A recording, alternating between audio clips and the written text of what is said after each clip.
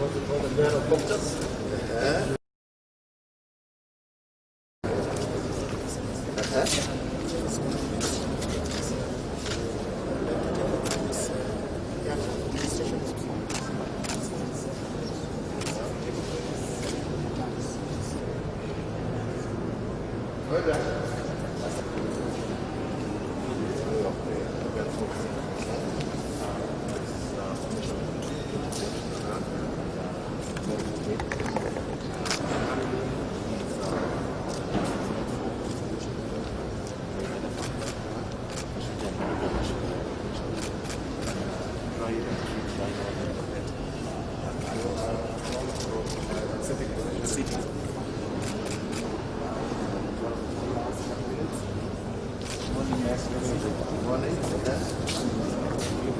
Operations in Kenya Forest, including forest fires.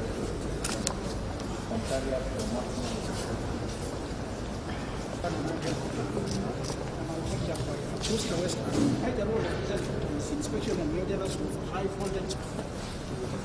How many people will look at it? Because it is actually mainly for inspection. For inspection? It can carry on three. Yeah. Two crew.